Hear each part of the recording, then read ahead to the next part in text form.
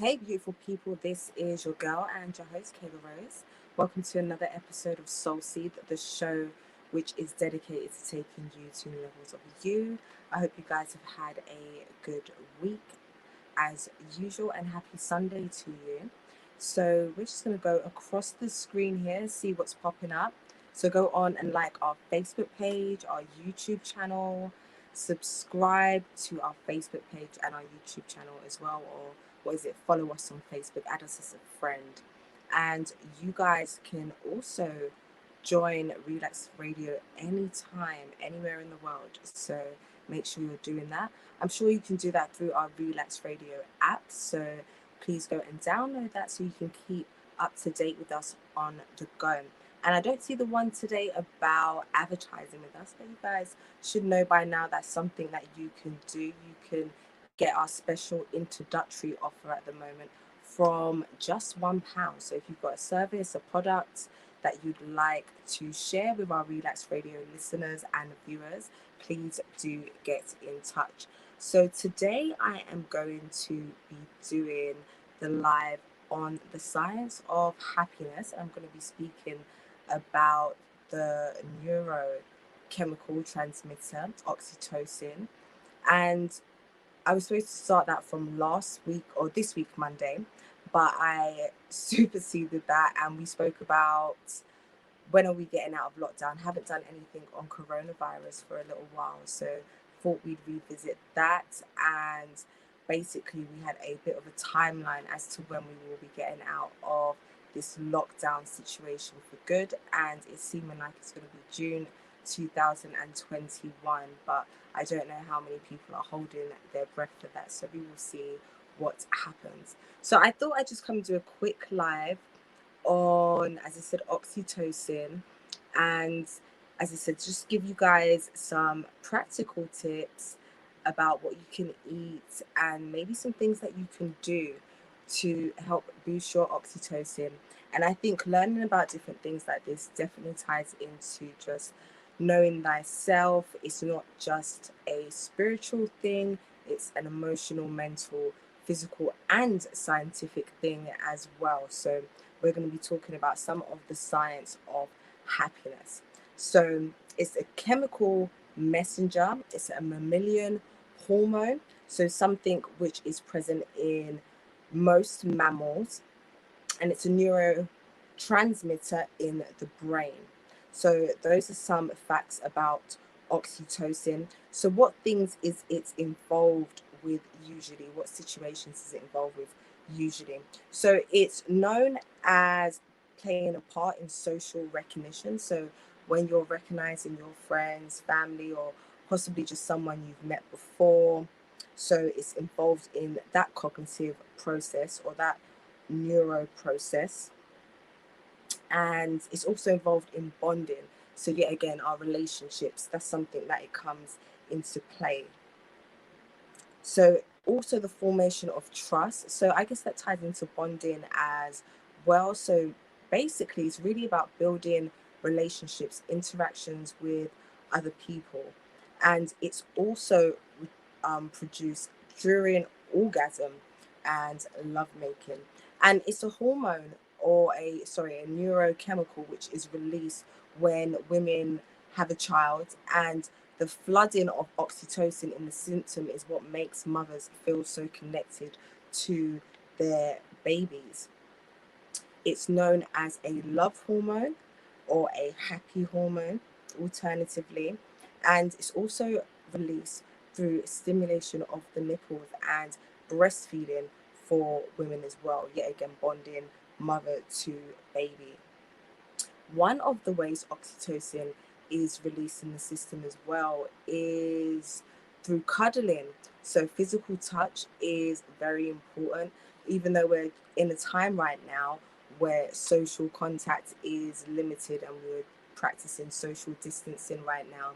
When you do get an opportunity to, and depending on your support bubble as well, get those cuddles in. So that's going to be helping to boost your oxytocin production.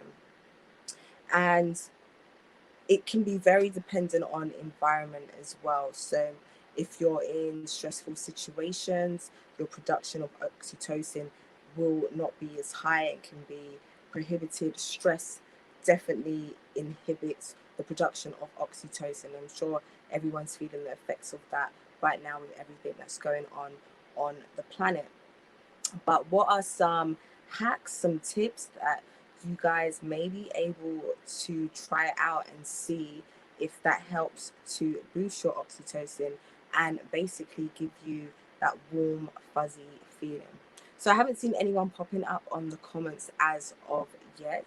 Guys, feel free to write down and say what you know about this chemical messenger, and yeah, just let us know what your experiences are and possibly your feedback on this as well. So, Mother Nature puts some of the medicine in the food. And so, some of the things that you can eat that may help boost your oxytocin levels are firstly figs. And that's not something that I eat on a regular basis. I don't know how many of you guys do. Avocados. So, that's definitely one that's on my list. I eat avocados quite often. So, eating more avocados is going to help to boost your oxytocin levels. Watermelon, that's another one. I haven't eaten that for a while. Chilla Pillar, liking the name, says thanks for the info. No problem at all. As I said, watermelon is something that can help boost your oxytocin levels, so that happy hormone. Then spinach. Spinach is a really good one as well. That is good for so many different things. Of course, all of these things have other benefits as well, but we're talking about oxytocin today.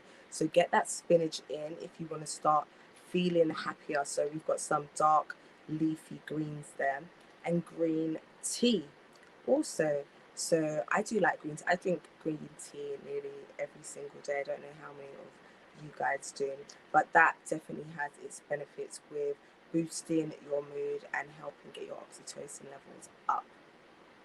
Now, other things possibly are coffee, almonds, pumpkin seeds, and boosting your zinc levels. That's going to help to boost your oxytocin levels. And I've already added in there cuddles. I think that's a nice one. So, as I said, hopefully you guys may have a support bubble where you're able to get some cuddles in, or if you have a partner, you guys can spend some time together, and that's going to help boost those oxytocin levels as well. And something with the cuddling as well, an extra fact is that the oxytocin production usually starts after 20 seconds. So maybe you want to prolong those hugs as well. Massage can be a really good way. It's all about touching, and we know that's one of the love languages as well.